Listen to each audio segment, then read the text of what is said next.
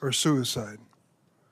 Where children are forced to live in squalid conditions and people who have never committed a single crime worry if they'll ever see their families again. These conditions would be unacceptable anywhere, including in any U.S. prison. And yet they are the conditions that thousands of people are facing every day in our nation's immigration detention centers. Instead of addressing this horrific situation, Republicans in Congress have encouraged it by providing over $110 billion to Immigration and Customs Enforcement, or ICE. Acting with impunity, the Trump administration has gutted oversight of immigration detention facilities by dismantling the Department of Homeland Security offices that conducted this critical work. DHS has forced members of Congress to file lawsuits to gain access to these facilities. And still, the administration tries to limit oversight, including what members and staff can see and whom they can speak to. So what is the Trump administration trying to hide? Over the past 2 years, I asked my staff to investigate. They visited facilities in Florida, Georgia, Texas, Louisiana, Pennsylvania, and Arizona. What they found should shock every American. At the Dilley facility, my staff observed children languishing in family detention. They were despondent, sharing that they missed their friends and sharing that they missed school and felt trapped. The families did not receive timely medical care. Some had month-long waits to see a doctor. These issues were not specific to Dilley. At every facility, detained individuals reported that they did not receive adequate treatment, including for chronic conditions like high blood pressure and diabetes. Timely, appropriate medical care is often the difference between a manageable illness and a medical emergency. So it's no surprise that studies have linked poor medical care directly to death in detention. We are seeing the devastating effects of these conditions every day.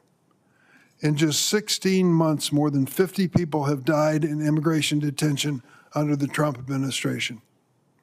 That's more than double the number of people who died in all 4 years under the previous administration. How is this even possible? ICE and its contractors are clearly not using their significant billions of dollars in resources to provide adequate medical care or improve conditions. So how is this money being spent? Let me give you one example. Camp East Montana, a $1.3 billion facility in Fort Bliss, Texas. The Department of Homeland Security rushed to open the facility, violating ICE's own policy by skipping a required safety inspection. ICE spent millions of taxpayers' dollars on contracts for meals and services for individuals who were not yet detained. Yet the facility did not spend the money to develop space for attorney or family visitors.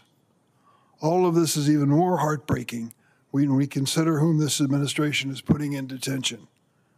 To meet Stephen Miller's arbitrary arrest quotas, federal agents are arresting and detaining members of communities who have lived in the United States for decades, who have no criminal history, and who have U.S. citizen spouses, children, and parents.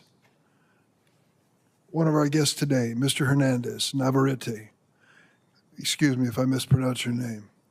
He was attending high school in Chicago, doing everything right. He was arrested at his routine check-in and placed in detention. This administration has one goal: make conditions in detention so terrible and so notorious that immigrants will choose to leave, no matter what their legal status might be, what their contributions to our society happen to be, and the cost to our nation. I have spent more than 4 decades in Congress fighting for a fairer and more humane immigration system. As a son of an immigrant myself, I've been profoundly disturbed by Republicans' fast acceptance of President Trump's approach, in which cruelty is the key point. There is nowhere this is more apparent than inside America's immigration detention facilities, where human beings are wrongly isolated, mistreated, and dying preventable deaths. I look forward to hearing from today's witnesses who bring the medical, legal, and firsthand experience necessary to understand this current detention system, and I'm grateful for their voice in the fight. I'm going to introduce the witnesses. Today we have four. Our first witness, Ricardo Hernandez Navarrete. Ricardo is a college student at Truman College in Chicago, where he's a standout soccer player. He was attending Chicago Public Schools when he and his mother were arrested at a routine immigration check-in. He was released just 2 days before his high school graduation. He spent 2 months in ICE detention, during which he experienced harsh conditions and was separated from his mother. Thank you, sir, for being here today. Our next witness is Michelle Heisler, the medical director at Physicians for Human Rights and professor of internal medicine and public health at the University of Michigan. She's led multiple investigations into the quality of medical care and conditions in ICE detention centers and the health impacts of our current immigration policy. Thanks for your research, and thank you for joining us. Our third witness is Michelle Brane. Did I pronounce that? Is that close? Michelle is a fellow at Cornell Law School and an executive director of Together and Free, a nonprofit that provides support services to migrant families. Ms. Brane previously served as Office of Immigration Detention Oversight Ombudsman and will speak to the dismantling of detention oversight and changes to detention. Our final witness is Jennifer Bowie. Am I right? Babahi, it says right here. Associate Director of the National Immigrant Justice Center's Adult Detention Project. She has observed firsthand the impact of Trump administration interpretation of mandatory detention laws and the current legal landscape. She formerly represented detained clients in Texas and now represents detained Chicagoland clients. Before we turn to our witnesses, let me briefly lay out the mechanics for the rest of the forum. Each witness will have 5 minutes to provide opening statements, then a round of question where each senator has 5 minutes, and I'll ask them to stay as close as they can to their allotted times. Mr. Hernandez Navarrete, you may proceed with your opening statement.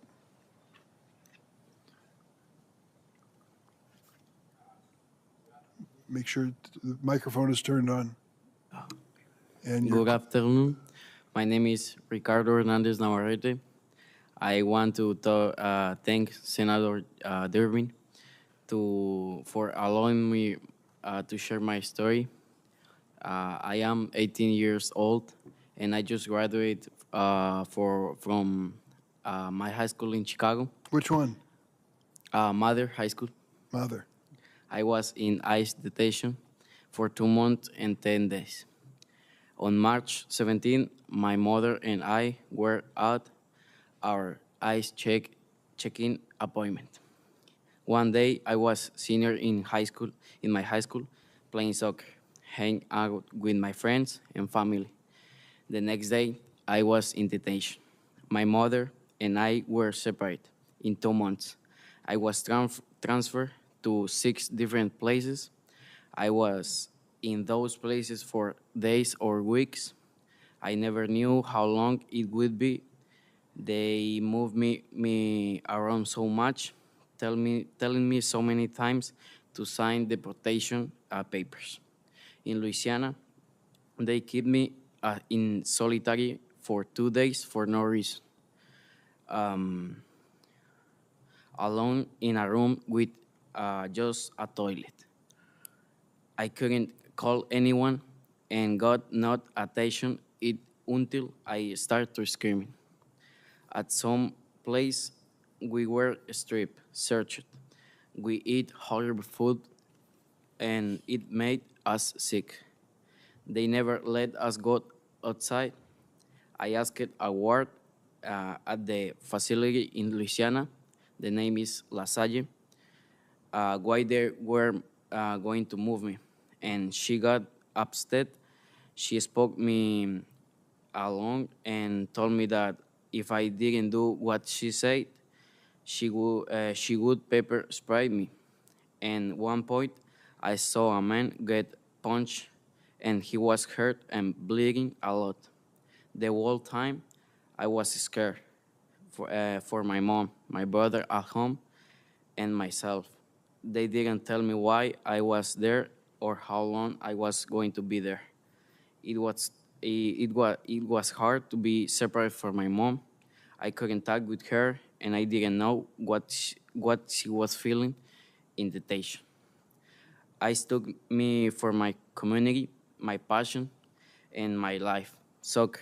Soccer is the best thing in my life, and when I feel the most happy. So many people that know me wrote letters to the judge, telling them that I'm good person and hardworking kid. God willing, 2 days before my high school graduation, I was released. Since I come out to United States, I worked really hard in high school. I worried all my hard work had gone to waste. I am grateful for their support and for never giving up on me. My family is the most important thing in my life, and I thank God for bringing us back together. My release is not easy. I am forced to wear my GPS on my wrist. It is embarrassing for me, and it affects my daily and activities, including play soccer. I'm worried it will hurt other people in the field. I have to take a picture of myself every day, 9 to 11 a.m. On the watch. I always being watched, and that is hard. I still think of all the people in detention, fathers, sons, young people, my friends. They too should be free. No one should ever go through this, especially someone my age. Thank you, senators, for listening to my story. And thank you for being here. It's a terrible story that you've been through, but I'm glad you're here with us today. Thank you. Ms. Heisler? Chair Durbin and members of the committee, thank you for the opportunity to speak today, and thank you, Ricardo, for your powerful testimony. As Senator Durbin noted, for over 2 decades, I have been evaluating healthcare in immigration detention. I've reviewed autopsies, medical records, death reports. I've interviewed people after their release from deportation and sat with women and men after they were deported.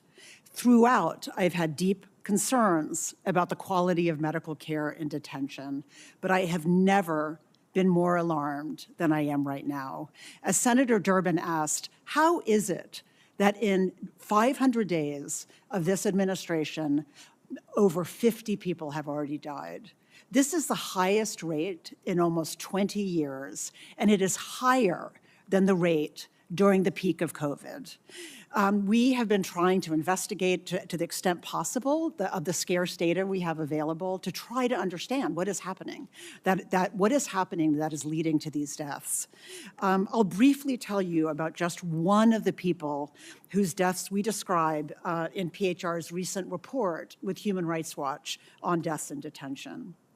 At the age of 4, Ismael Ayala Uribe came to the US from Mexico.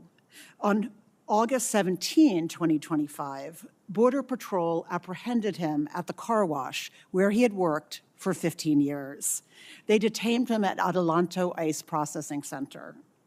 The publicly available ICE records state that at his intake screening, he had no medical problems. Over the following weeks, however, according to his mother, he complained to staff of fever, persistent cough, and growing pain on his left buttock, but he received no evaluation or treatment.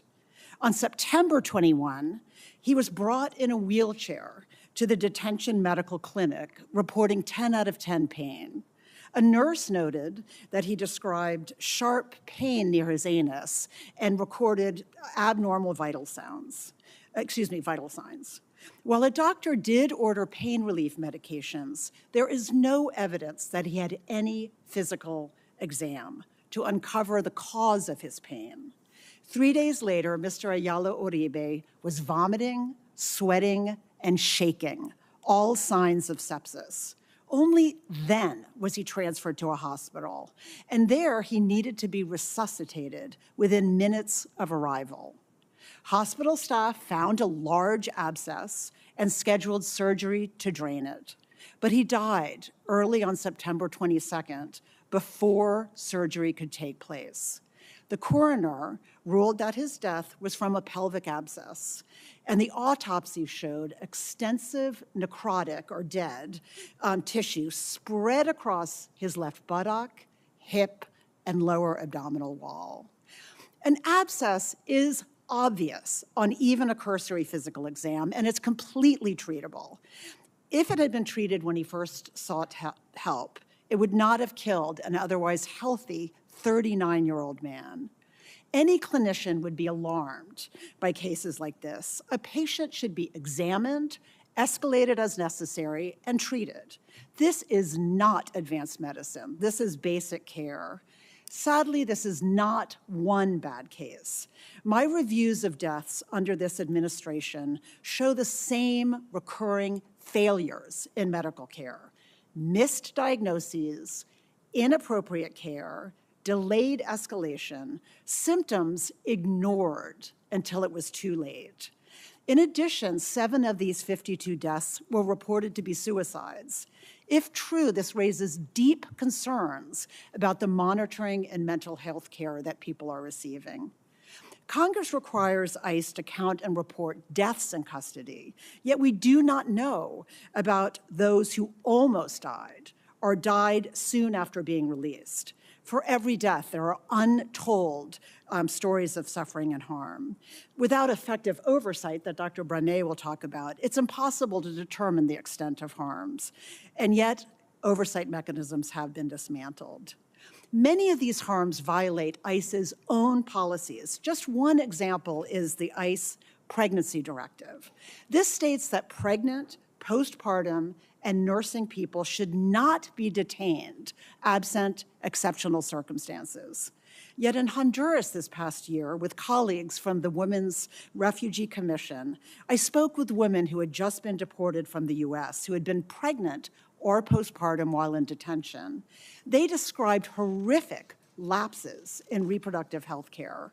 One woman suffered an incomplete miscarriage in custody and received no treatment for 2 weeks. She arrived on a deportation flight near death, suffering again, like Mr. Ayala Uribe, from acute sepsis caused by an untreated infection from the loss of her pregnancy. In closing, Physicians for Human Rights urges Congress to ensure that ICE and DHS conduct a comprehensive and independent investigation of each death within 30 days to learn what went wrong and publicly report on recommended system changes to prevent future deaths. Restore and protect the oversight offices that Congress has mandated. Guarantee that independent medical monitors have unannounced access to every facility. Apply the ICE Pregnancy Directive.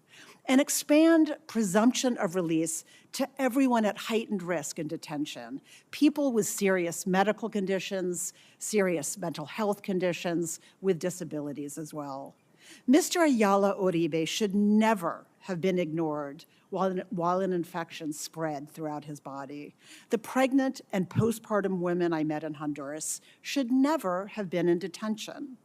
No one at medical risk belongs in a detention system that cannot keep them alive and well. And each and every custodial death requires a swift investigation. Addressing failures in medical care is not a matter of medical uncertainty. It is a matter of political will. Thank you very much. Dr. Heisler, thank you for your sharing of that information and, more importantly, for your caring. We really appreciate that. Ms. Brunet? Good afternoon. My name is Michelle Brunet. I'm the Executive Director of Together and Free, a nonprofit supporting families seeking Please asylum. pull the microphone as close as you can Sorry. and help us there. Thank you. Before that, I served as the Immigration Detention Ombudsman and led the Family Reunification Task Force at DHS, the Department of Homeland Security. Over the past year and a half, we've seen a dramatic increase in immigration detention alongside the elimination of any meaningful oversight. As I predicted over a year ago, the result has been devastating and predictable: dangerous conditions and a rising death toll.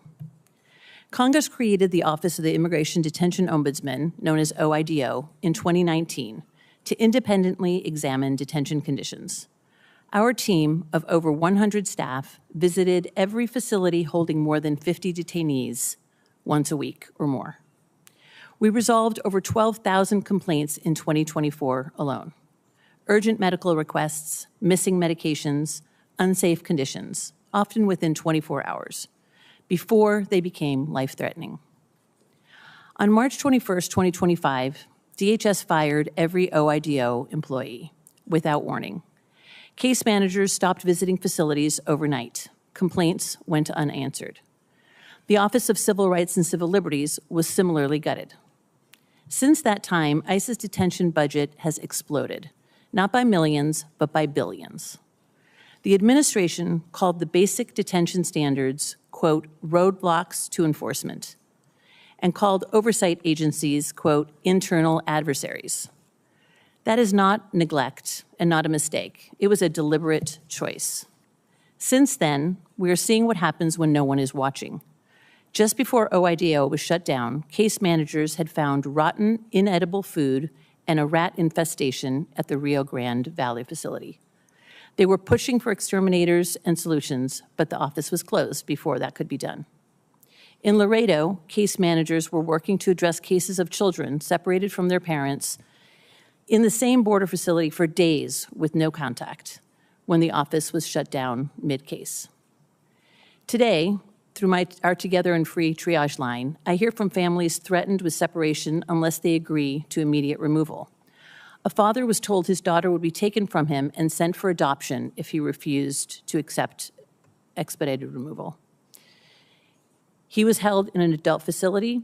His daughter was held in a hotel room with only male guards and no oversight. The administration has revived not only family separation, but family detention, a practice known to be extremely harmful to children in society with no one watching. An independent OIDO could be monitoring these practices, preventing separations, discouraging a return to harmful family detention and the warehousing of people, facilitating medical care, and investigating cases of abuse and death. Together and Free received a call from a family of a man with diabetes who is not getting his medication while in detention. His wife thought he could make it through. He had survived worse in his trip to the United States to seek safety. But by the end of the week, the man was calling our office, begging for help in getting an immediate removal. He was sure that he would die if he stayed in detention any longer. OIDO would have been able to get him a medical appointment and have his medications provided and save his life. Now, his only option was to give up his rights and leave or risk dying. Most of these facilities are not even run directly by ICE or CBP. They're run by private contractors. Standards mean nothing if no one holds contractors to them. And understaffing means larger profits for companies and danger to everyone inside. When I testified last year, we had seen 9 deaths in ICE custody in just the first few months of this administration, a record high at that time. A little over a year later, that number is over 50. I want to be clear, there's not a single death in U.S. custody that is acceptable. These are not people serving a fixed criminal sentence. They are not proven dangers to the public. They are human beings, many of them who had legal permission to be here, to work, TPS, or parole. They are dying of treatable conditions, of violence, of cold, abandoned on the street in freezing temperatures, while held as part of a campaign to send a message that they are subhuman. Before DHS, I spent 20 years visiting and monitoring these facilities directly. Today, that access is all but impossible. Not for me, not for families, and in some cases, not even for government officials. Why does this matter? It matters because due process is not optional. Our Constitution guarantees it to everyone on U.S. soil, not just citizens. That guarantee does not bend because a facility is crowded or a step is politically inconvenient. When due process erodes for one group, it is weakened for everyone. It matters because this is just common sense, not partisanship. OIDO cost less than 1% of ICE's budget in 2024. And in return, it caught problems before they became emergencies, lawsuits, and deaths. Removing it didn't make the system more efficient, it made it more dangerous and ultimately more expensive. And it matters because this is a moral question. A father was told his daughter would be taken from him. A child was held alone in a hotel room with male guards. Medical care is practically non-existent and food is inedible. People are dying in our government's custody with no one watching and no one accountable. This is not the United States that we were raised to believe in. We can enforce our laws and still treat people with basic human dignity, but we cannot do that without oversight. I urge Congress to restore independent, empowered oversight of an agency that is out of control. Thank you so much for having this hearing and giving me the opportunity to speak today. I look forward to your questions. Thank you for your testimony. You know how it should have been done and was done for so many years. And your testimony makes it clear that this is a conscious effort by this administration to eliminate those who are taking observations of things that are happening and reporting to the public if necessary to change them. And that's gone. Thank you. Ms. Babahi? Thank you, Senator. My name is Jennifer Babai. I currently serve as the Associate Director for the Adult Detention Project at the National Immigrant Justice Center. As I sit here prepared to speak to you, I am struck by how similar the experiences are between what I've experienced and what my fellow panelists have shared. At NIJC, thanks to an incredible team of legal advocates, we have represented people detained in 18 states. I'm talking from Texas to Michigan, Colorado to Kentucky. We are 18 months into this administration, and daily my team and I are forced to witness the abuse of power and rights violations that are endemic to ICE's mass detention campaign. In this past year alone, we've represented more than 500 people trapped in detention. Every single one of them has had a story to share about how the conditions has negatively impacted their health, their mental health, and their family. I will share just a few today, and I will start with our client, Annabelle. Annabelle is an asylum seeker who followed the rules given to her by ICE and attended a routine ICE check-in, similar to what Ricardo shared with him and his mother. That did not stop ICE from arresting her after the completion of the appointment, putting her in a detention center called Campbell County Detention Center in Kentucky, where she learned that she was pregnant. At Campbell, despite this, Annabelle was forced to perform physical labor, denied adequate medical care when she experienced bleeding, and resulted eventually in a devastating miscarriage. Annabelle is not alone in this experience. There are no confidential calls at Campbell County. Arbitrarily, even when speaking with a lawyer, calls are capped at 15 minutes or 30-minute intervals. If you request that these calls be scheduled back-to-back so that you can complete a legal screening or prepare for a hearing, they are often denied. Despite these intentional barriers placed by the facility, Annabelle was brave enough to share her story and communicate it with us and retained NIJC to represent her. I am still describing just the beginning of Annabelle's plight. Along with 60% of the detained population, Annabelle is subject to mandatory detention. That means she is absolutely not permitted to access a bond hearing to make a case for her release and cannot otherwise seek release via parole.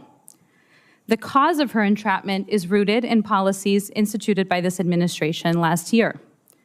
Like the majority of those in detention, she will need to rely on a writ of habeas corpus filed in a federal district court as the only means of having an opportunity to get released from custody. Even for those individuals granted a bond hearing, immigration judges are finding flimsy causes to deny release en masse. A common cause of this release is claiming that an individual is a flight risk. Take, for example, another one of our clients who was detained and denied bond, designated a flight risk by the immigration judge when the very reason he was arrested was that he attended his ICE check-in. Several others we have worked with were not even the target of the ICE enforcement operation. They were collateral damage. Despite recognizing their error, ICE officers have refused to release these individuals. What these cases exemplify is exactly what my panelists have shared with you. It is an intentional practice to place individuals in conditions of confinement so intolerable that they will give up their legal claims, and in doing so, give up years or decades of their time living here in the United States. Believe it or not, Annabelle's story is in a better situation than some of her peers. She has an attorney. She's had congressional attention to her case. Most importantly, she is armed with an unwavering belief that what is happening to her and to women like her must be stopped, even if she is subject to retaliation such as solitary confinement, which she has already experienced. Faced with a similar situation, we know of at least 2 other pregnant women detained in Kentucky who accepted deportation solely to try to avoid a miscarriage while in custody. At the same time, despite Annabelle's intent to fight her rights, she is still at risk of detention or prolonged detention or deportation. The reason for this is the myriad of factors an individual faces beyond their control. Where are they detained? What immigration judge were they assigned? Which district judge were they assigned on their habeas case? All of these lead to inequitable and disparate decisions among similarly situated individuals. This is one reason why advocates absolutely decry the use of transfers. By moving an individual constantly to remote areas, you are interrupting their ability to speak and visit with loved ones and their communities. You are interrupting their ability to connect with an attorney. And on top of that, you are placing them in further isolation such that they are more likely to give up their case. This state of affairs, as other panelists have said, is not the result of routine negligence. It is not a lack of funding. It is not a lack of leadership. For those of us working in this field, we know these myriad of hurdles that are being presented, this denial of due process, is a purposeful, overt, explicit action to ensure that courtrooms are free of lawyers, that legal protections are eradicated, and that the only option left is to accept your deportation. At a time when there is little to no oversight of day-to-day operations, people trapped in ICE custody are literally risking their lives by choosing to attempt to fight their case. I'll give you one more example of Omar. Omar was forced to wait a week while a bacterial infection spread across his body just to be seen by a provider. It took several more weeks to receive a diagnosis, and his condition became so bad that after pressure with ICE, his wife and 2 children and him accepted a deal where they would be deported together as a family because that was a better option than watching him physically deteriorate in custody. His flight is scheduled today. I will share one other client who was not only assaulted while in custody, but witnessed the death of another man inside. I implore you not to forget about these people because they are hard to find, or to believe that there is nothing we can do with the tools in front of us. I thank you for holding this hearing. I look forward to answering your questions and to talking more about how we can get involved. Thank you. Thanks for being here, and I thank my colleagues for joining us. We'll start with questions. I'm going to make a brief statement and then turn it over to my colleagues as they arrived. We are a nation of immigrants. The history of that immigration is good and bad. We are living through one of the darkest chapters of immigration history in the United States. What we are talking about today is not about justice or public safety. This is about a national effort led by the Trump administration and Stephen Miller with quotas on arrests, detentions, and deportations. This is about cruelty and hate as an American national strategy against immigration. Make no mistake. And we know the suffering that is going on. It supposedly was about the worst of the worst, the terrorists, the murderers, the rapists, the child predators. Listen to these stories. These are about ordinary people leading ordinary, positive lives who were interrupted because of this Trump administration's priorities to deport as many people as possible and to create this climate of fear. To do this with the detention facilities that we've heard about and have investigated is reprehensible. The American taxpayers are paying for this lack of care and lack of attention to the people who need just basic things to survive. It is up to us to speak out at this hearing and beyond. This is a spotlight hearing, which means it's not in the ordinary course of business of the Senate, because the party in control of the Senate doesn't want to talk about this topic. They should, and we all should. Among my colleagues who are here today, the first to arrive was Senator Patty Murray of Washington. Senator Murray? First of all, Senator Durbin, thank you so much for having this hearing, and thank you to all four of you for sharing incredible testimony. So appreciate it.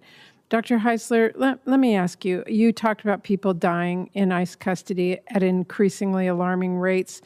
There were 20 reported deaths in the first 6 months of this year alone, and if that trend continues through the end of this year, we will have seen a 200% increase in deaths in 2026 over 2024. I just want to ask you, if a hospital had a record like that and then blocked health inspectors from entering, what would happen to that hospital? I think JACO and other bodies would shut it down. Would be shut down. Absolutely. Yeah. Well, Republicans just gave ICE and CBP another $70 billion, that is with a B, dollars without any guardrails. If ICE wanted to make sure that adequate medical services are provided in custody, does the agency have the resources to do that? Does the agency have the resources to ensure adequate medical services? I think what's discouraging is that a lot of the money has gone to increasing the number of detention centers with not a commensurate amount going towards appropriate medical staffing. Well, yeah, I mean, let's be clear. They have a record budget. They have more than most militaries. So they could absolutely make sure people in their care at least got the basic medical care and attention that they deserve. I think that's very clear. You know, back in my state of Washington, I had to yell and shout to anyone who would listen about a constituent of mine. His name was Wilmer. He was violently mauled by a Border Patrol canine. He was refused medical care for hours, and when he got to the detention facility, he was still denied very basic routine care that doctors had recommended for him. So I will just say on my part, I will keep yelling about this, and we all should be. I think dignity and humanity is what our country's known for, and we are fighting for that. Michelle Bernay, in Tacoma, Washington, my state, state health inspectors were turned away 10 times from the Northwest ICE Processing Center, 10 times. While more than 3,500 complaints about the detention center piled up with our State Department of Health. And this is after 2 people have died while they were detained there and 6 have attempted suicide. A federal judge finally ruled that health inspectors needed to be let in, but the private contractor, which is CEO Group, is still fighting back and is still denying them access. You worked within DHS to help detainees receive proper medical care and navigate challenging situations. Tell us what the Trump administration's destruction of all the independent oversight mechanisms at DHS, including your Office of the Ombudsman, meant for the safety and health of detainees who are being kept in custody. Well, the simple answer to that is that it endangered the lives of anybody in detention. And I would say not just the people being detained in detention, but they are endangering the lives of everybody in that facility. I would absolutely agree. You know, again, ICE doesn't lack for money. They have money. There's a lot of funding there.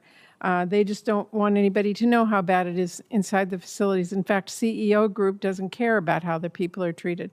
And apparently neither does the Trump administration. Again, we care about human dignity, and I think this hearing reminds all of us that we have to fight for it. It's not a given. Finally, Ms. Babai,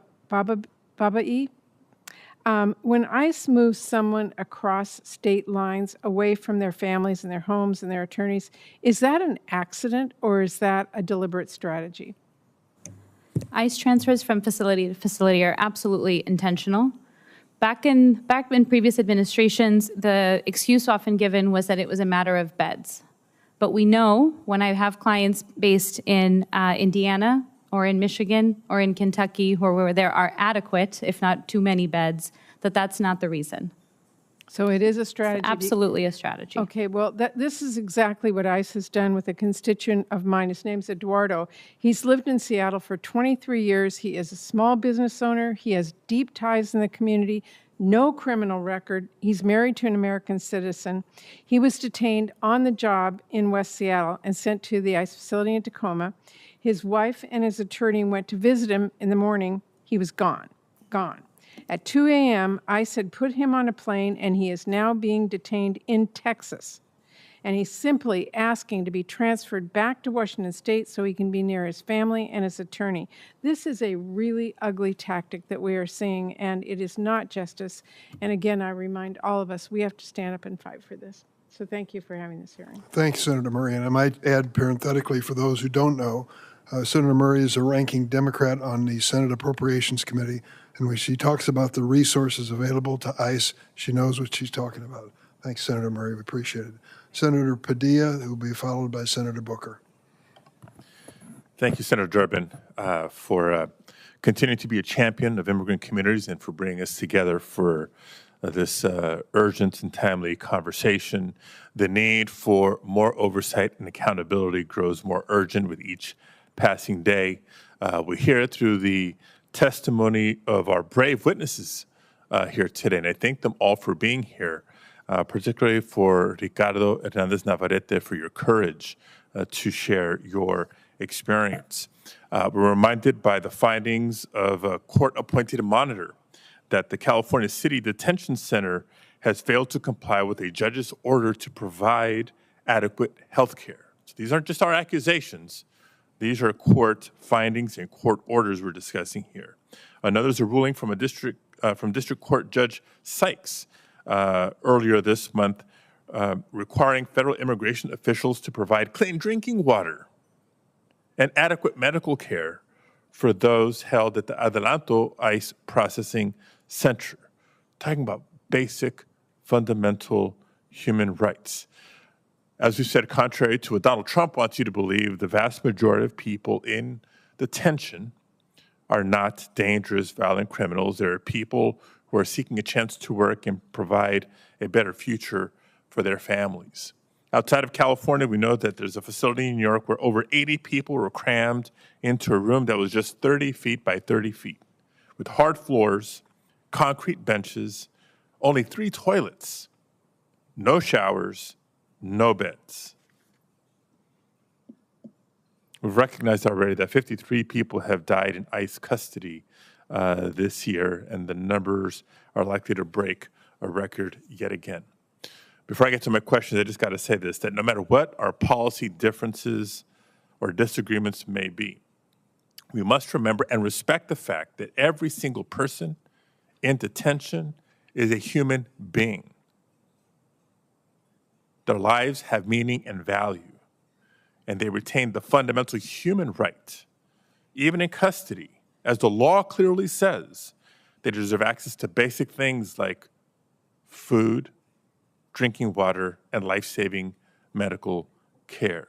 And as awful as this administration's anti-immigrant mass detention and deportation agenda is, they still have a legal responsibility to ensure that the people in detention are treated humanely. Now, to try to not be repetitive of the issues and questions that have been raised before, let me ask a question of Ms. Brené. As we've seen, the Trump administration has made it a priority to effectively shut down independent oversight. One of the casualties has been the Office of the Immigration Detention Ombudsman. There's no longer a watchdog, bottom line. When you served as ombudsman, what did you look for at detention facilities when assessing conditions? And I assume you were able to conduct your oversight investigations without interference from the administration? Yes, thank you for that question. Absolutely. When I was the Immigration Detention Ombudsman, we had full access to any facility we wanted to visit, any facility run by ICE or CBP, any place holding immigration detainees. And that included hotel rooms, that included open air areas. We did not have to, we could do unannounced visits. So on certain occasions, if we had reason to believe that a facility had been visited before and hadn't complied with recommendations or had been problematic, we could just show up on that morning and say we wanted to see it. We had full access to all parts of the facility and to speak to detainees, which is a really critical piece of any inspection, I would say. We generally tailored our investigations to what we already had suspicions about and had received complaints about. As I said, we received between 11,000 and 12,000 complaints a year. So we were really able to see patterns. But we looked for everything and discovered things from mold to, water issues, access to telephones, not working telephones. We would check whether they were working, whether the right numbers were posted for legal attorneys, speak to detainees, visit the medical center, and we would look through staffing records, because I will say that staffing is a critical piece that is consistently under complied with. When facilities are understaffed, the people in those facilities are not safe. They don't get recreation, they don't get the medical care they need, and they don't get the proper and appropriate food. And not to cut you off here, but a follow-up question for Ms. Heiser about the medical attention. As a medical professional, what's your opinion or assessment of current department, current agency's ability to meet the needs of more than 66,000 people that are in detention today? Yes, thank you for that question, Senator Padilla. In our research, we did find that the highest rates of death were in the most overcrowded facilities. It is not the largest detention facilities that have the highest rates. In fact, it's the ones that have had a really rapid increase in population. So as you noted, and as Michelle Brunet just noted, there's just too many people and too little staff. And I want to mention also the wrong staff. Like what we saw a lot as a physician, I know there are things that we physicians do. There are things that licensed practical nurses do well. There's things that registered nurses do well. But in almost all of these facilities, you're having licensed practical nurses and registered nurses doing the jobs of physicians. And people are not seeing physicians at all. And Senator Durbin, just in closing, a quick comment. Ms. Heiser mentioned earlier the need for a swift investigation after every death or incident, and you emphasized the need for independent investigations because a lot of times these agencies and departments can't be trusted. I'd add a credible independent investigation because the department is clearly not capable of investigating itself. Once upon a time, we had a true Department of Justice and a Civil Rights Division that we could sometimes turn to as an alternative. That no longer carries any credibility. So finding other mechanisms for credible, independent investigation is an urgent need. Thank you very much. Thanks, Senator Padilla. The next three senators in line are Booker, Hickenlooper, and Duckworth. Senator Booker. Chairman, I thank you for holding this hearing. What you all described was a moral abomination, that we should have people in our custody here in the United States that have an abject failure in our duty to provide adequate food and shelter and medical attention. The fact that we are at a more than 20-year high for the most people that have died in detention really screams to the urgencies. And with every one of those deaths, people should know there are a lot of other people who suffer, who have serious illness and sickness that is not approached. And my own experiences visiting detention facilities under Donald Trump have been stunning to me. To meet a recently postpartum woman who did not get the kind of reproductive care, another woman who was pregnant, who was under conditions that really cast a shadow over the decency of the American people. This is awful.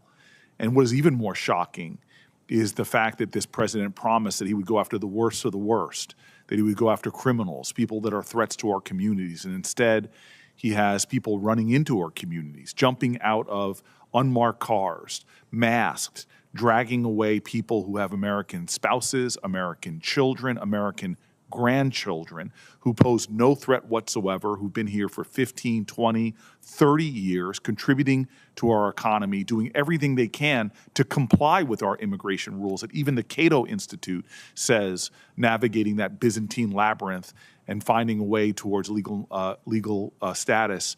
We make it so hard, it's easier to win the lottery here in the United States often than it is trying to comply with the laws we have. So we are in a moral crisis right now, and what is stunning to me is the amount of taxpayer dollars we have shoveled into this enforcement, taking people who are posed no threat, who are additions to our communities, and throwing them to jail. You all know this. More money is being spent on immigration enforcement now than every other law enforcement agency combined. The number one killer of our children is gun violence. Yet we starve the ATF, and now we are pouring money in with little to no accountability. And so I just have a couple quick questions. And first, Ricardo, you blow me away. There's no way at 17 years old I could have sat there with the poise, confidence you have, testifying before the United States Senate. Man, you are very impressive. I don't know if you're a better soccer player than me, sir. He was repping you pretty hard on your soccer abilities. But in terms of you standing in such an incredible, courageous way and telling your truth, I'm wondering if you have any idea or thoughts about why ICE targeted you in particular.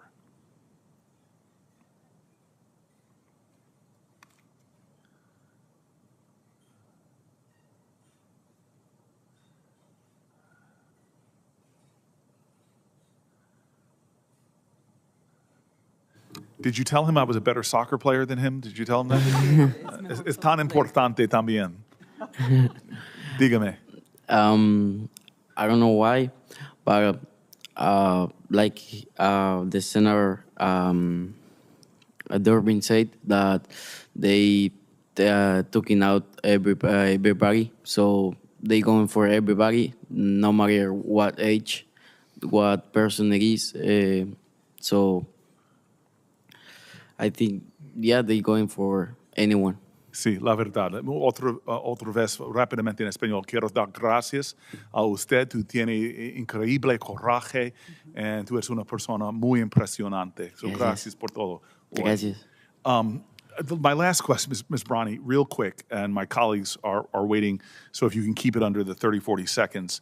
But I don't care if you're a fiscal conservative and you see this much taxpayer money being poured into many of this, the links to this immigration detention are private for-profit companies that profit from providing as little medical attention as possible, from providing as inadequate facilities, anywhere they can cut costs.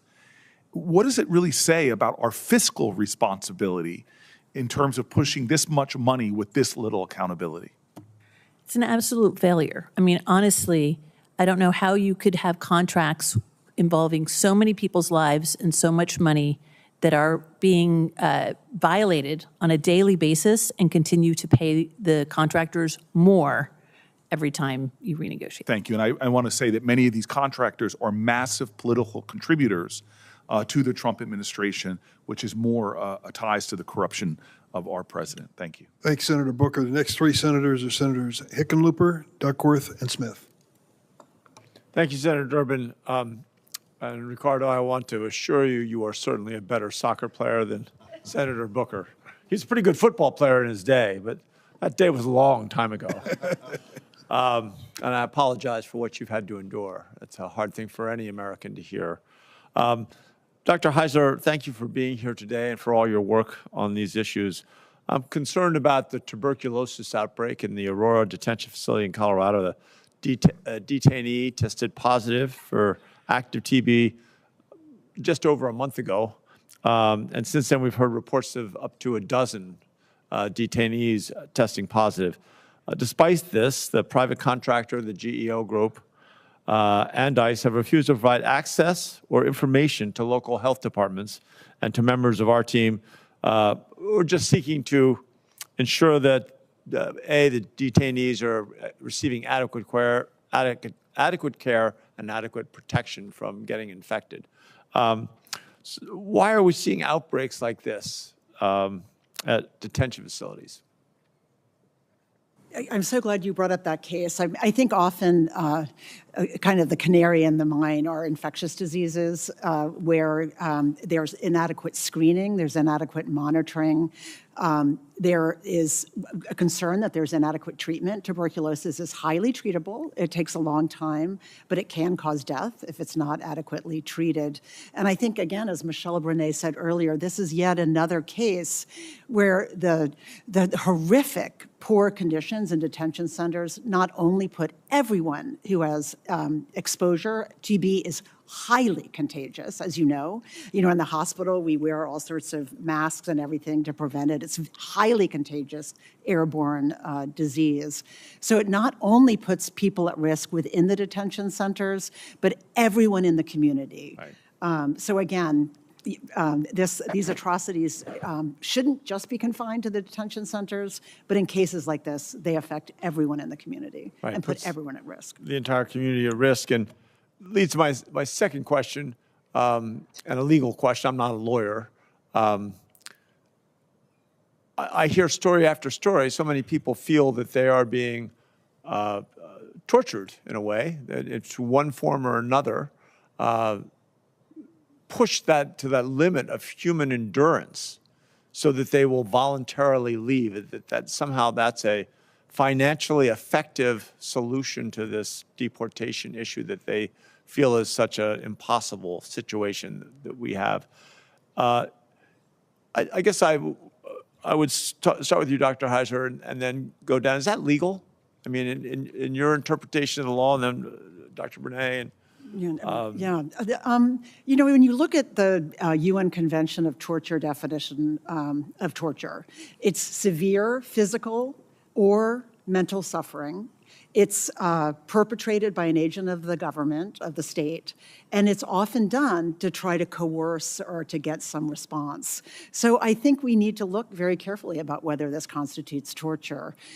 We at Physicians for Human Rights are now in the middle of an investigation, really trying to look at that question. Or is one reason that the medical care is so deficient and people are being denied medications, they're being denied adequate treatment, is it to get them to willingly self-deport? And we've heard some testimony from people, some accounts where they said, I was told I would get my diabetes medications in Mexico, so I should just go back to Mexico.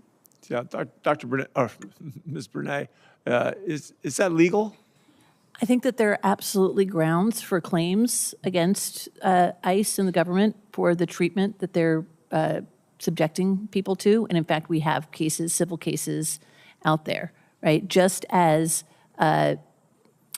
crimes or mistreatment by the police is not permissible in our society and not acceptable, this falls under the same category, unacceptable behavior on the part of people in authority against people in the community. When I relate these stories to random citizens in Colorado living their lives, they're appalled, and they can't believe that it's legal. Ms. Babaye, what's your sense on the legality?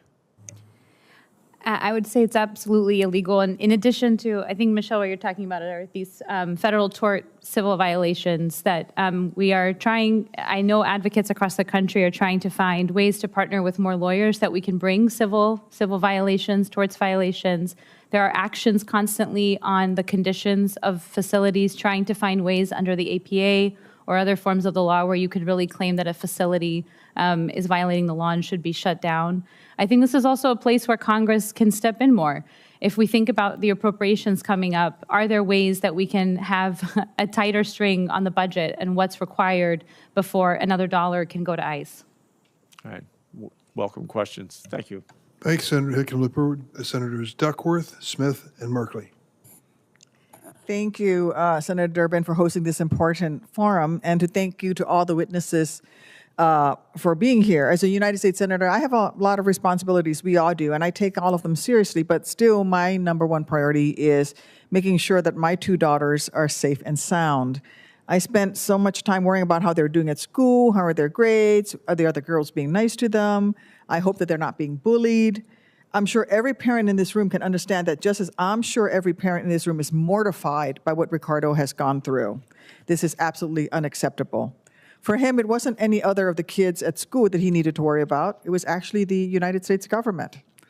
The bullies that his mother, Liliana, had to worry about were federal agents that ripped her son away from her. Despite the lies that the Trump administration keeps trying to sell, Ricardo was not some hardened criminal. He was not the worst of the worst. He's just a teenage boy who loves playing soccer better than Senator Booker. I'll tell him later. But for 2 excruciating months, when he should have been attending his cap and gown fittings for his high school graduation, he was in federal custody, worried that he may never see his mom again. The Trump administration doesn't like to provide timely data, so I don't know the exact number of my young constituents that have been detained by ICE. Some estimates say it's more than 120 students in the Chicago area since this administration began. But what I do know for certain is that the kind of stress that kids like Ricardo experience in ICE detention takes a heavy toll and leaves very deep scars. Dr. Heisler, what kind of damage does being held in detention and separated from family members have on a young person's long-term mental health?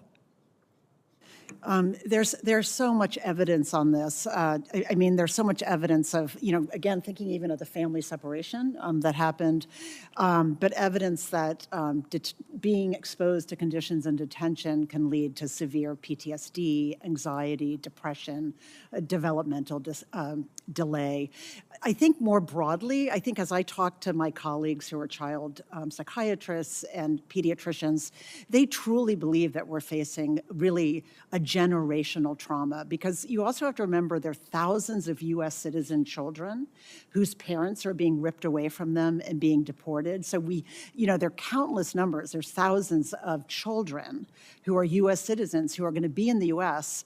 severely traumatized with all sorts of psychological consequences. And our schools, our healthcare systems, this is going to be something that we're all going to have to deal with.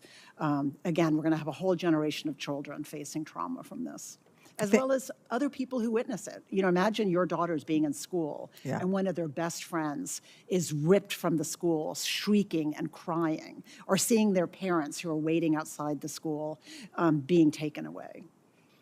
Thank you, Dr. Heisler. The worst part of all this is, of course, that for this administration, cruelty is the actual point of what they're trying to do.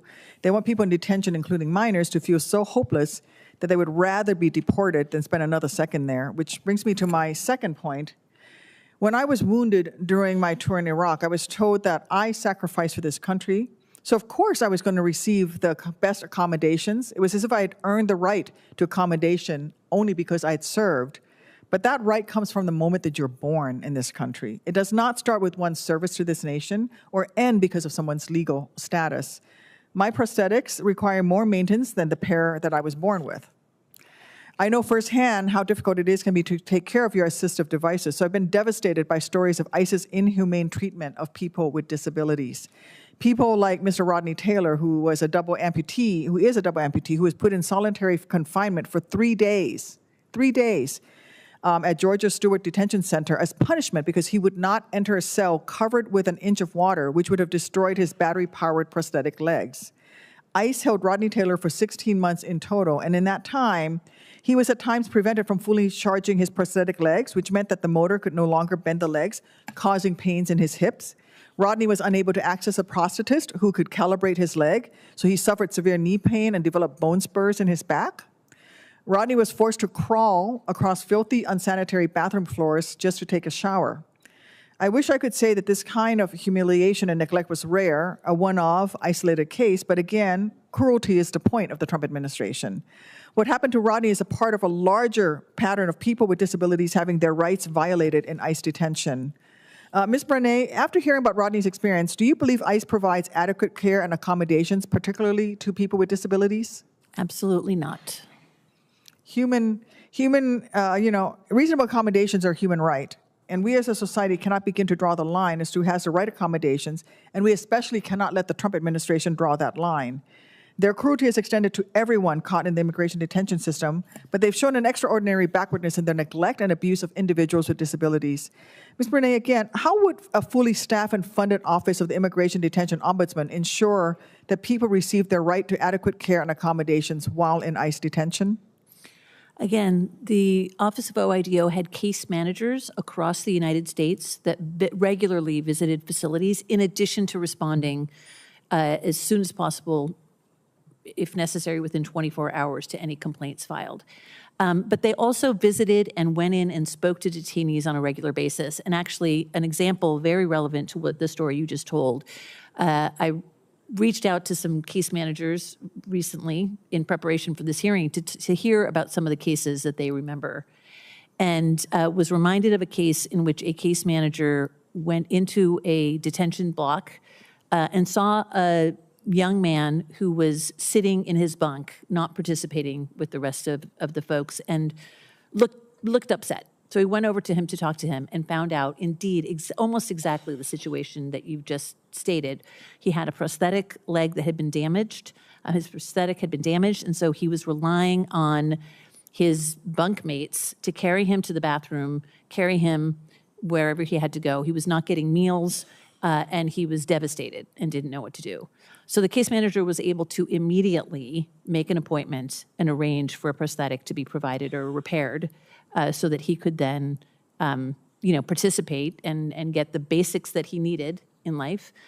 In those cases, OIDO would also often recommend and ask ICE to reinvestigate whether detention was actually necessary and whether an alternative to detention was an option in a case like that. Thank you so much. Thank you, everybody, for being here. Thank you. Senator Smith and Merkley. Thank you so much, Mr. Chair, and welcome to all of you. I'm grateful for this opportunity. I'm from Minnesota. I'm Tina Smith. I want to just, I have on my mind right now the story of a constituent that I have just been working with. So here's an individual who's been held since December. They are not even in a detention facility. They have been kept in county jails. This person is here under humanitarian parole, so they're here legally, they're allowed to work, they've been detained since December. This individual is suffering from severe mental health challenges as a result of their detention, causing them to not be able to eat or sleep. They're literally wasting away. And they believe falsely that their family has died. They are unable to have the capacity to understand the legal advice or get the medical care that they need. It is such a travesty. And I mean, they're trying to make decisions that would end up being life-altering, and yet they don't have the capacity because of this trauma that they have been put through.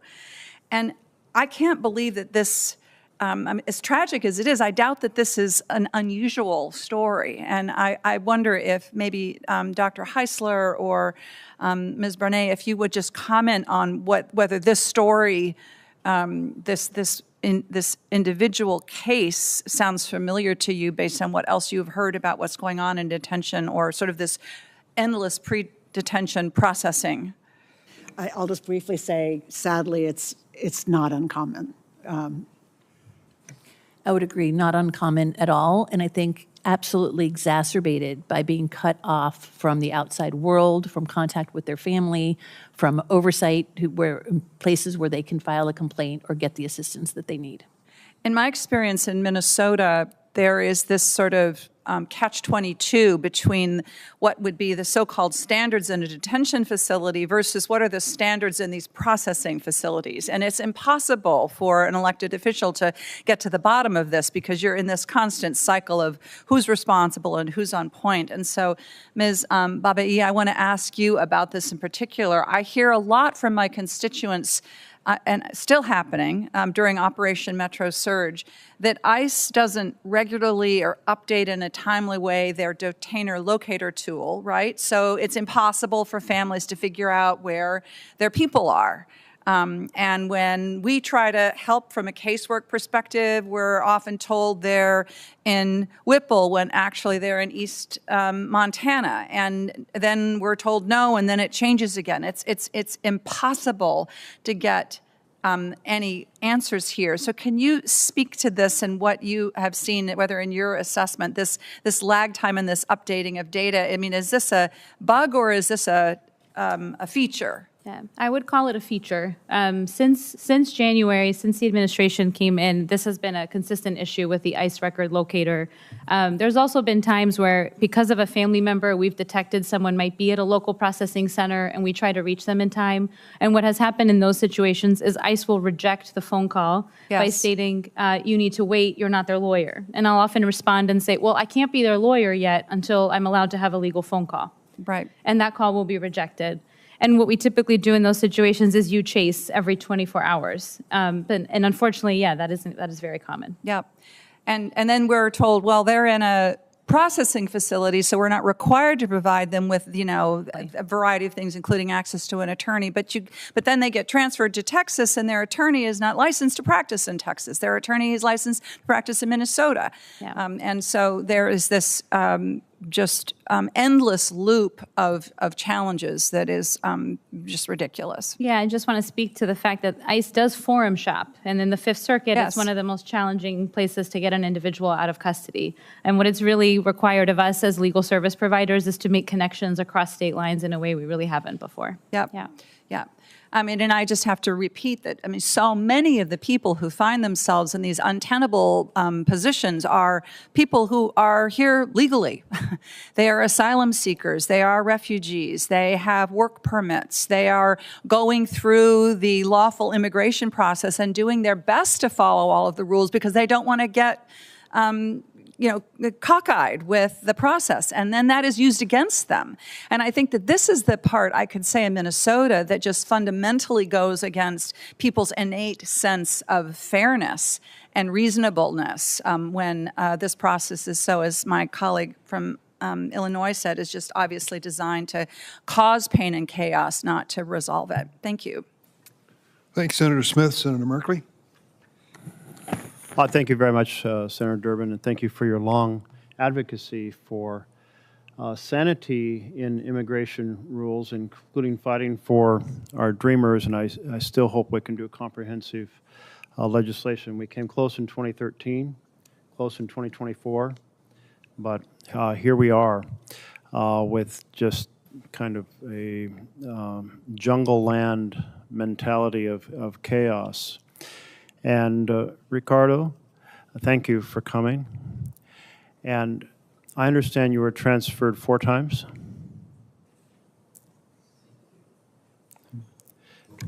Six. And did you ever have any explanation of why you were being transferred? No. And eventually you were released, but how did that happen? Were you able to get help from a pro bono lawyer along the way, or just one day they said, okay, you're free to go?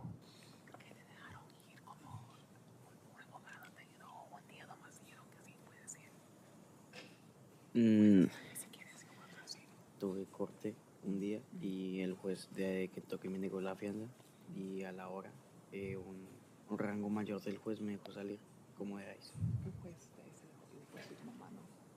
Pero el juez me negó la fianza y un rango mayor del juez me dejó salir.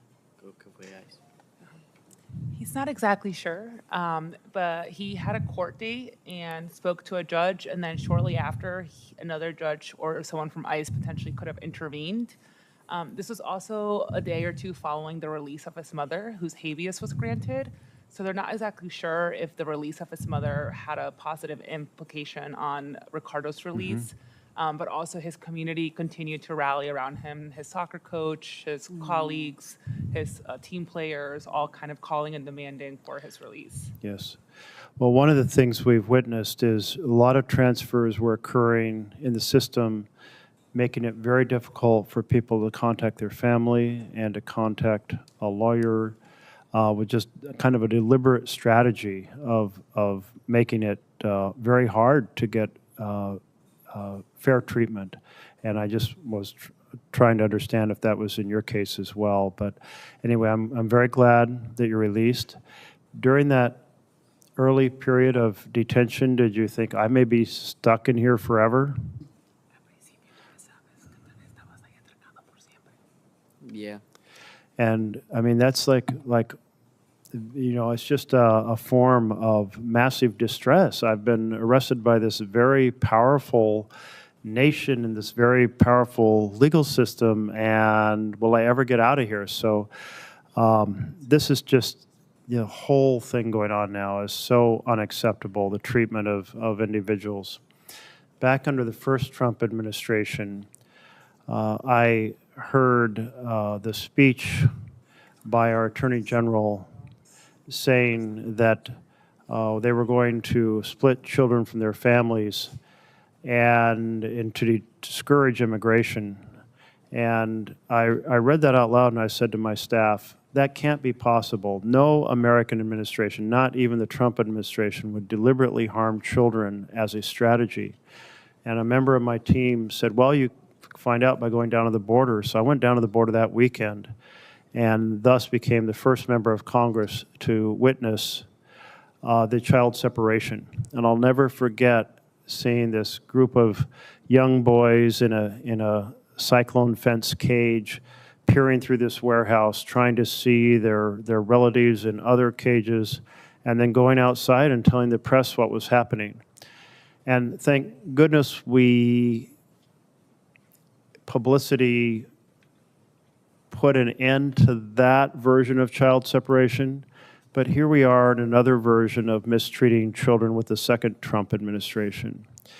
And I just want to emphasize how we have to keep saying how absolutely unacceptable so many aspects of ICE are. I mean, ICE have become the secret police in America. Back when I was first in college and was learning about secret police around the world, they had certain characteristics. They drove unmarked vans and unmarked uniforms, appeared in the middle of the night, no legal warrant, knock down doors, grab people, and disappear them into a system where they didn't know if they'd ever get out of, or even if they'd come out alive.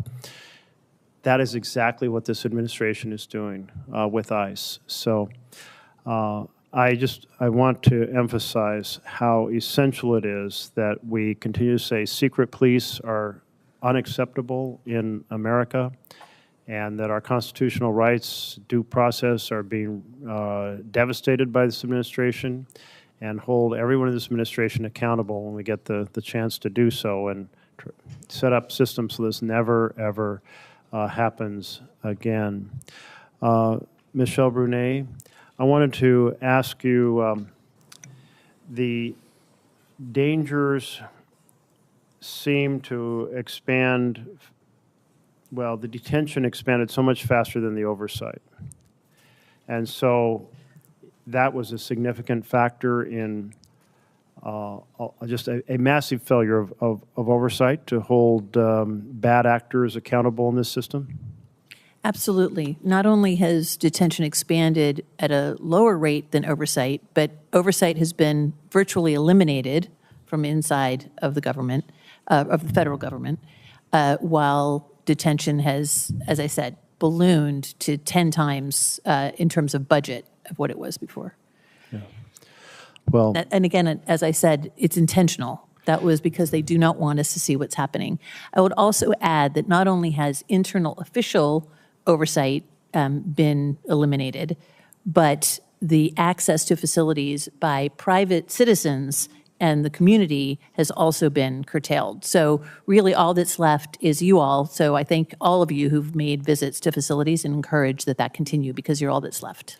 you know, I wrote up a little booklet of the 10 strategies used by authoritarian presidents to destroy a democracy from the inside. And the first on the list is get rid of the referees. So get rid of the oversight. And when the inspector generals were fired, that was an example. When the JAG officers were fired, when 10,000 lawyers were fired, and when they just eliminate, ICE eliminates its own oversight system. So, well, if people don't see the problems, and they can act with aggressively in treating people because there's no one there to see it and say, hell no, or hold people accountable. I have colleagues who have arrived to ask questions, so I'm just going to stop with the one, but thank each and every one of you for your advocacy. Thanks for being here, Senator Merkley. Senator Rono, Van Hollen, and Blumenthal. Thank you very much, Senator Durbin. You have been a long advocate for reforms in the immigration arena, and this is yet another opportunity for us to hear from witnesses, and I thank all of the witnesses who are testifying today. As I said, this is another example, sad to say, of people like you who are working in the field, who know what you're talking about, who know what the conditions are at these various facilities run by Department of Human Services and the DHS, to come and tell us the horrific, often horrific, cruel conditions. More so because there's overcrowding now. We have a regime that wants to arrest 2,000 to 3,000 people, not the worst of the worst, but just anyone that they can grab, who they think that they can detain and try to deport. So we have an out of control, we have an out of control immigration enforcement going on in our country. And I've been watching these proceedings on my iPad and to listen to what you are testifying to, and the lack of accountability is so obvious. So my questions go to, and I think Senator Padilla, I was watching him, he said, you know, who's supposed to be investigating? Where is the agency entity that's supposed to be doing independent investigation? We don't have an attorney general that is independent of the executive. In fact, we have an acting attorney general who is the president's lawyer. We don't have anybody independent at Department of Human Services or Department of Homeland Security. So who is supposed to be enforcing the basic kinds of conditions that these detainees find themselves in? Anybody care to respond to that? Senator, thank you for raising that. I first want to acknowledge, of course, we need oversight, but this system is broken. Yes. And it won't be fixed by individual advocacy.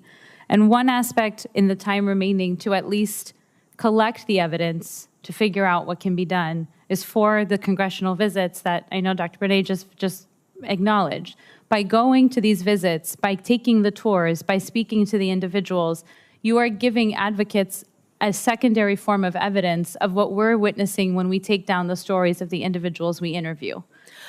I think the evidentiary information that you all are providing and the first-hand experience that Mr. Hernandez Navarrete, I hope I didn't completely mispronounce your name, but yes, that is important. The stories that provide the kind of evidentiary information that we need to act, but then you need actors who will take responsibility. So there must be lawsuits that are occurring, but I don't know where the accountability for the agencies come into play in these lawsuits. I think we have somebody from, what is it? I'll take a shot. Yes, could you? I mean, you're absolutely You have some right. lawsuits that are going on, but do they provide the kind of accountability on the agencies that I'm looking for? And does it provide the kind of accountability on some of these for-profit agencies that are running these facilities? So you're absolutely right. There's no accountability now and no oversight because this administration has eliminated all the traditional forms that we had. So I think it's now up to us to be creative and keep pushing for new forms. I think congressional oversight is critical, holding people accountable, using appropriations, and then through the courts, there are possible, the habeas filings there's thousands of cases in which courts have found that detention is unlawful and people should need a hearing to be released.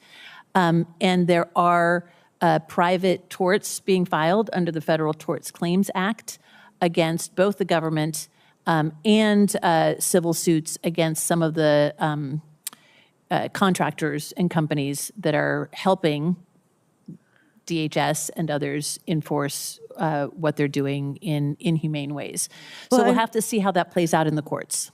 Well, I want to thank you all because we don't have the kind of governmental investigatory bodies that should be looking at the kind of investigations. So the fact that these offices have been closed, OIDO and CRCL, that is the kind of thing you do if a regime, I call it a regime, does not want any kind of oversight at all as to what they're doing. And that is exactly what's happening. So it is left to organizations like yours to file the lawsuits. But the thing is that these are individual lawsuits, and it's like the systemic kinds of changes and approaches that need to be addressed. That is not happening. And yes, congressional oversight is important, but note that this is a shadow hearing. We do not have committees whose job it is to provide the kind of oversight that we all seek for any kind of government that wants to hold people accountable. That's not here. So I'm glad that we at least have these oversight hearings. And if nothing else, I feel so badly because we've had these hearings before. And I feel so badly. I have visited some of the detention facilities. I've seen children in these facilities. I've seen pregnant women in these facilities, and I am almost at a loss for words. But I am looking for some way that there can be much more massive accountability to hold the people who run Dilley, for example. The for-profit contracting company that is making lots of money running Dilley and any of the other facilities that we have where they are for-profit. They should be held accountable for not providing the kind of environmental and conditions that they're getting paid for. And these agencies, they've had billions of dollars. We just got through, not us. We didn't vote for them. Another $70 billion to ICE to go grab people. See, and thank you, Mr. Chairman, because if not, this hearing, I think, is another opportunity to tell the American public what is happening under their name and using their tax dollars. Thank you, Senator Rojo. Thank you very much, and thank all of you for your courage. Senator Van Hollen. Thank you, Senator Durbin, and I want to start by thanking you not only for holding this spotlight hearing, but for your longtime voice for a sane immigration policy, for complying with the law and humanity. So thank you, and thank all of you here for your testimony. As my colleagues have said, unfortunately, our Republican colleagues are not doing their oversight job. This should be an official hearing, but we're really grateful to all of you for helping shine a light on the abuses that are taking place. And of course, one of the earliest examples of the Trump administration's violations of the law and the Constitution was in my state of Maryland, where the administration, ICE, DHS, abducted Kilmar Abrego Garcia while he was driving with his 5-year-old son who had autism, and literally disappeared him to a gulag in El Salvador. Saying that they would never allow him to set foot on American soil again. The good news is he is back. He's back in the court system. On the other hand, the Trump administration continues to engage in a malicious prosecution against him. And so that's an ongoing case. And I want to thank everybody who's involved in that and so many of the other cases. The people of Minneapolis, I think, gave us all great hope when they took to the streets to blow the whistle in support of their neighbors. And people like Renee Good and Alex Preddy, who literally gave their lives to shine a light on the outrages that are taking place. Appreciate all your testimony. These detention centers, of course, have become places where all sorts of abuses happen. Over 50 people have died. And in my state of Maryland, they're talking about opening a new detention center, converting a warehouse into a detention center. The administration's talked about repurposing 7 of the 11 warehouses they purchased with American taxpayer dollars, but the Maryland detention center, potential detention center, remains on the list. So we continue to focus on trying to prevent that from happening. I do want to ask a question about holding rooms, because right now in the state of Maryland, we have a Baltimore City holding room. And we know about the abuses that have taken place in detention centers. There are also lots of abuses taking place in these holding rooms. In the Baltimore holding facility, there was a moment when a video went viral that showed just a huge number of human beings packed into way too small a space, being deprived of basic needs and medical attention. I tried to visit that holding facility the next day. They wouldn't let me. We have been at that holding facility a couple times, once before and since.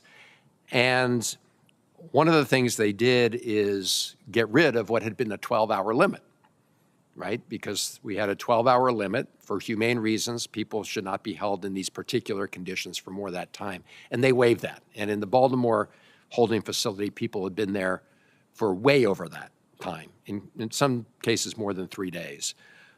So if you maybe, Ms. Bernay, maybe you, because I know that your sort of jurisdiction extended to detention centers, but also these holding rooms, which have not gotten, I don't think, the attention that we need to give them in terms of the abuses there. Maybe you could talk about a little bit about what's happening in these detention centers, both in terms of the conditions, but also how hard it's been for people to get access to their lawyers and family members. Absolutely.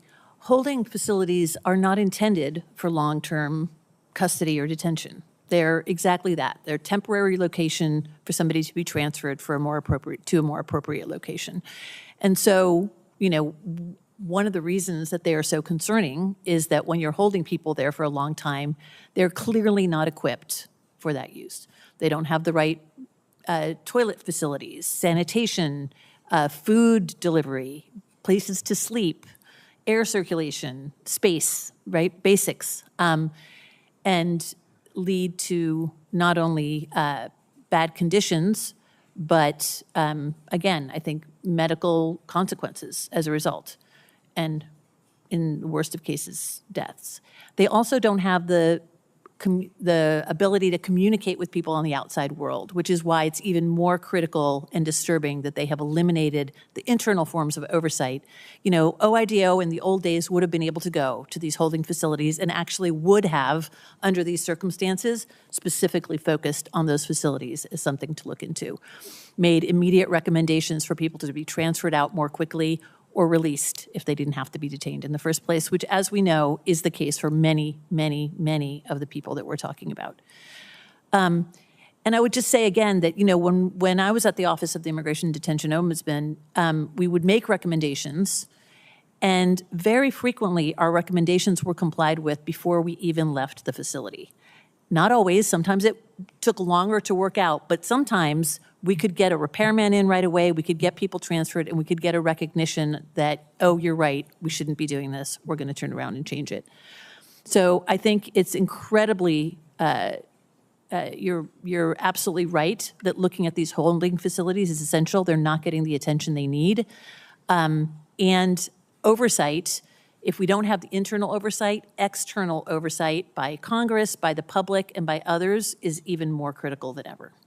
Well, thank you. We're continuing to keep a close eye on it. I'm also pleased that a federal district court judge in Maryland ordered them to change their practices because of reports about abuse from people who'd been there, as well as those of us who visited.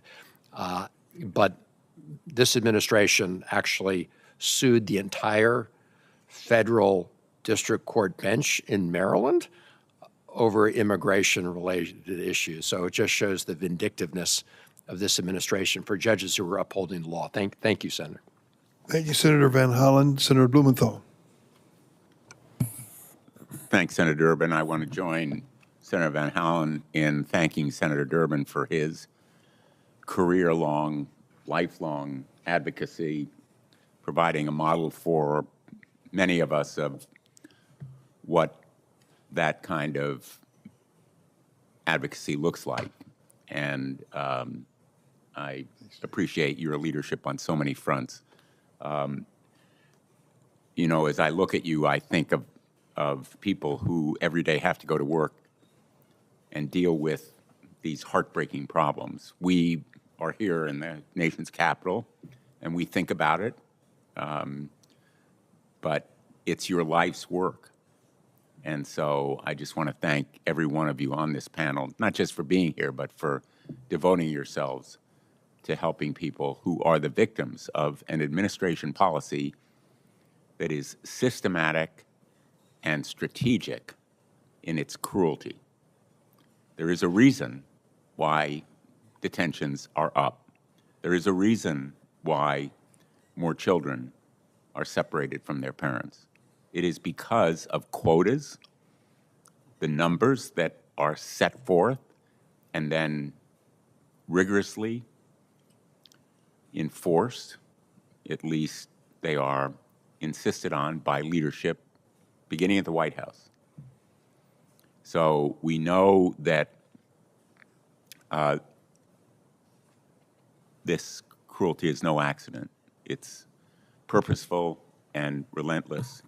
I want to thank Ricardo Hernandez Navarrete, particularly for being here today.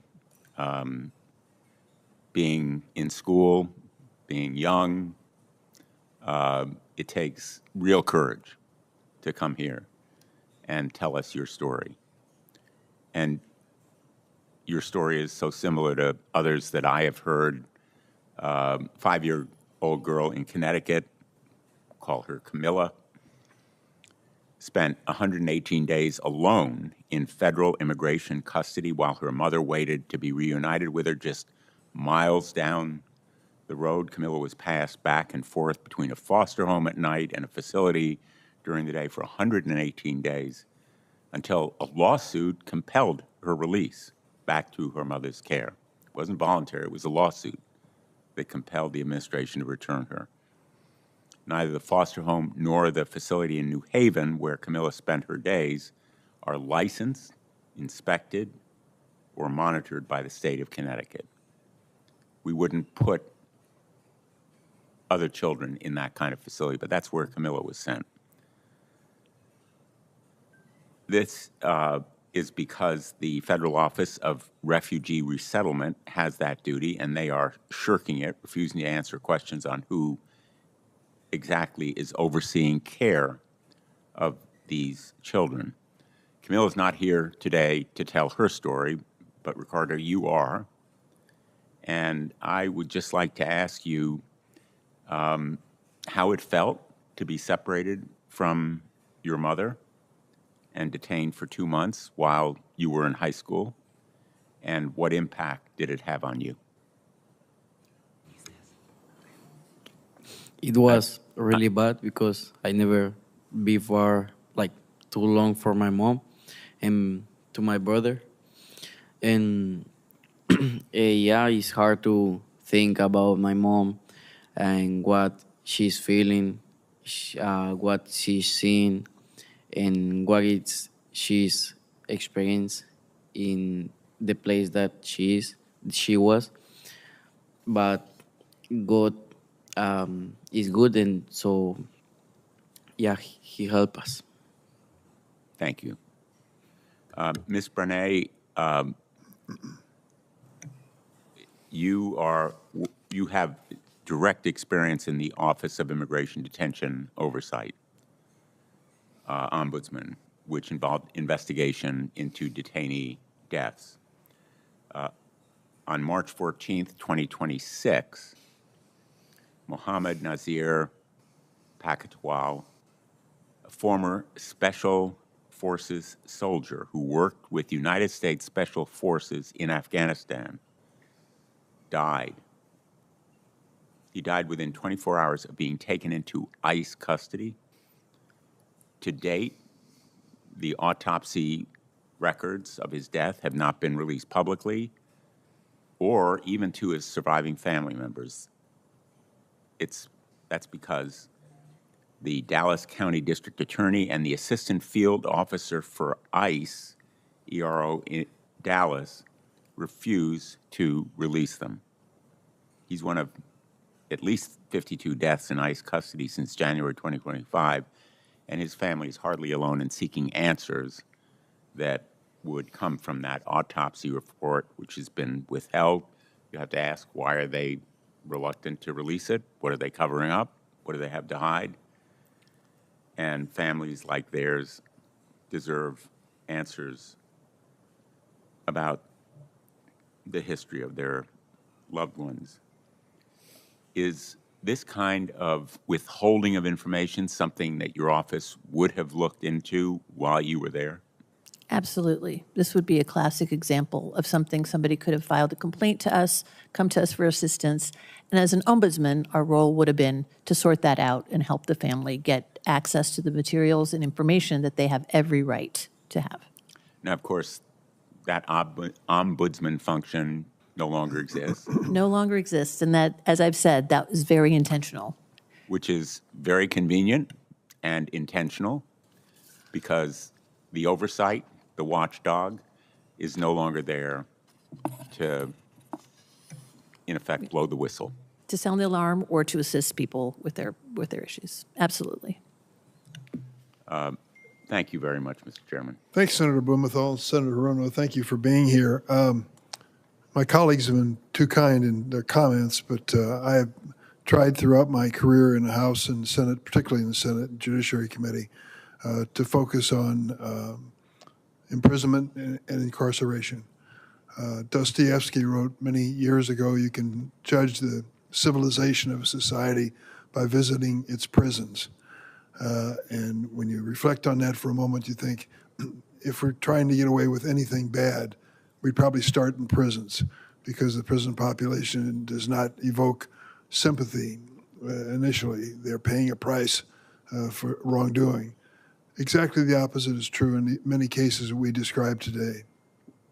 Here are people who are detained and incarcerated and paying such a heavy price for the crime of being born in another country. That's it. That's what it comes down to. And certainly Ricardo's situation is an illustration of that. It is hard for me to imagine that we have reached a point where we don't care anymore. I don't believe that. I just think Americans, this is hidden to them. They don't see it. They may hear about this testimony at this hearing, they may not. But if Americans were asked point blank, families were asked point blank, do you think what happened to this young man being separated from his mother and moved over and over again with uncertainty about his future at a tender age, just barely out of high school, is that fair? And the honest answer is, of course not. It's not who we are. It's not who we want to be. We're better than this. This administration has sent a clear signal to us and to the nation that they don't care what that reaction is. So we have to care.